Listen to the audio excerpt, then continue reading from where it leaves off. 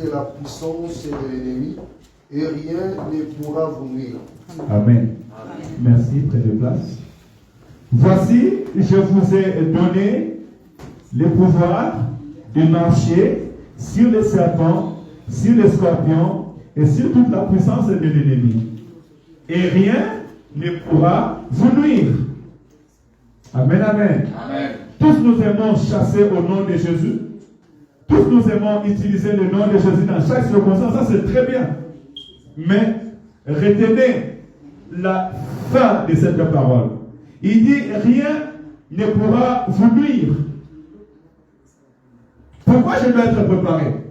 Je dois être préparé spirituellement afin que rien ne puisse me nuire. Un commando, tu vas au combat, on te donne les armes d'y aller. Mais il faut être prêt pour aller, parce que l'ennemi a aussi des armes. Alléluia. Nous voyons que les démons des familles ne sont pas contents.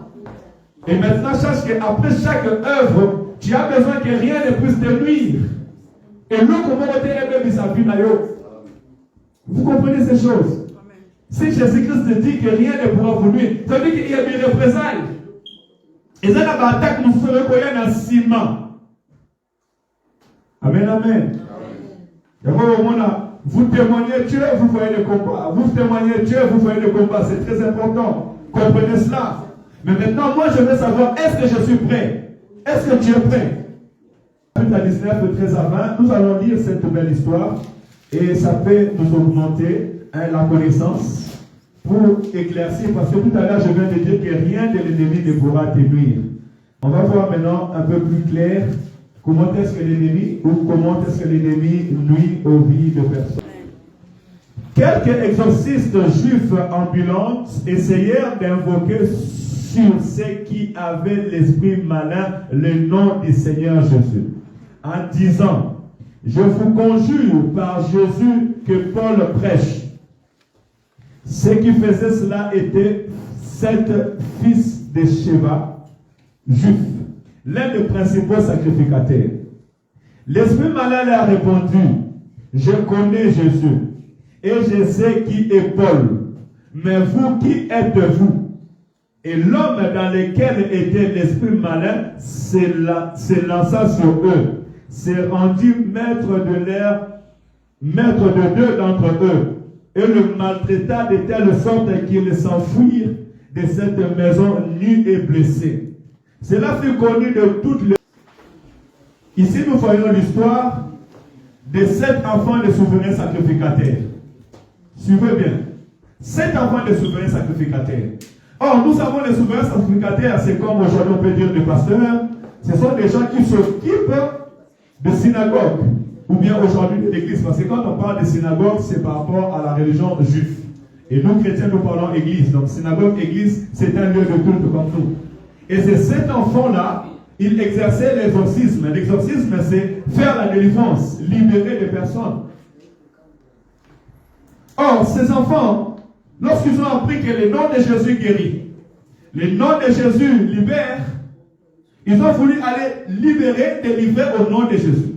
Et la Bible me dit qu'il disait à ces démons, sortez au nom de ce Jésus que l'apôtre Paul prêche. Amen, amen. Tu ne vas pas chasser les démons au nom de Jésus que Jean Chéri prêche. Tu vas chasser les démons au nom de Jésus que tu as reçu à travers Jean Chéri. Vous avez compris la nuance? Tu ne vas pas chasser les démons au nom de Jésus que Jean Chéri prêche. Cela veut dire que tu n'as jamais connu ce Jésus-là. Mais tu vas chasser les démons au nom de Jésus que tu as reçu à travers la prédication de Jean Chéri. Ça veut dire que tu as reçu, tu as connu ce Jésus. Amen, amen. Amen. Et la Bible dit, les démons lui ont bien parlé. Les esprits malins lui ont répondu. L'esprit malin leur répondit, je connais Jésus, je sais qui est Paul, mais vous, qui êtes-vous? Est-ce que Alléluia. Par souci, c'est que tu vas chasser les démons, tu vas prier, mais les démons te regardent comme ça et disent, mais c'est pas toi. Il faut savoir que de la même manière que dans l'armée, il y a l'autorité, il y a les grades, dans le monde spirituel aussi, il y a l'autorité, il y a les grades. Et un inférieur reçoit l'autorité ou bien reçoit l'ordre du supérieur. Amen, amen. Les démons, lorsqu'ils venaient devant Jésus, ils s'agenouillaient. On a dit que le fou de Gadara, avec sa légion, se sont agenouillés devant Jésus. Ils ont dit, qui as-tu entre toi, fils de Dieu très haut? Ne nous tourmente pas, nous te prions. Parce qu'ils ont reconnu l'autorité de Dieu. Alléluia. Alors toi qui es préparé, celui qui est préparé, c'est celui qui a l'autorité de Dieu. L'apôtre Paul était préparé. Il a rencontré Jésus-Christ. Il a accepté que Jésus-Christ est mort et ressuscité pour sa vie. Il a prié et on les a mis à part pour aller servir. La Bible déclare que l'Esprit a dit, mettez-nous à part Paul et Barnabas pour la mission que l'Éternel a préparée. Et partout où Paul y partait, les gens étaient guéris. Alléluia. Amen. Et les démons disent, on les reconnaît. On reconnaît la grâce qu'ils ont. On reconnaît l'autorité qu'ils ont. Mais vous, qui êtes-vous? Alléluia. Amen. Pour dire, êtes-vous prêts de faire ce que vous êtes en train de faire? Et on voit la réaction de ces démons. C'est pour ça tout à l'heure, quand je vais dire, recule un peu s'il te plaît dans l'arrière-plan. Tout à l'heure, quand il dit rien ne pourra vous nuire, ce qui nuit les enfants de Dieu, c'est tout simplement les démons et les esprits méchants dont nous allons combattre. Amen, amen. Amen. Voilà pourquoi quand tu es en Jésus-Christ, tu viens en Jésus-Christ, tu vois le combat devient terrible. Dieu est en train d'agir d'un côté et nous voyons le trouble d'un côté. Nous témoignons dans la semaine et nous voyons qu'il soit éveillé. Pour que ta vie soit protégée, tu ne dois pas prier en artificiel. Quand tu as un combat,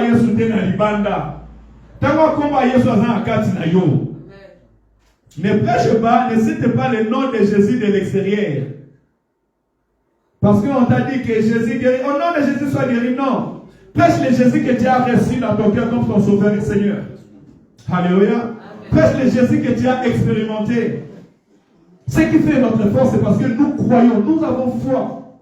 Et nous avons foi à ce que nous avons expérimenté. Amen, amen. Amen. Nous avons foi à ce que nous avons cru. Nous sommes entrés à l'hôpital, j'ai vu l'enfant, j'ai dit aux parents, mais l'enfant, il est dans un profond sommeil. Et il me parlait de décollage, il dit, il est dans un profond sommeil, il va se réveiller. Lazare a fait 4 jours dans le tombeau, il est sorti, l'enfant va se réveiller. Il dit à l'enfant, réveille-toi, entre à la maison. On a prié, j'ai dit, enfant, réveille-toi, ta place n'est pas ici. Parce que tu as un langage spirituel et non pas un langage physique. Celui qui est prêt a un langage spirituel.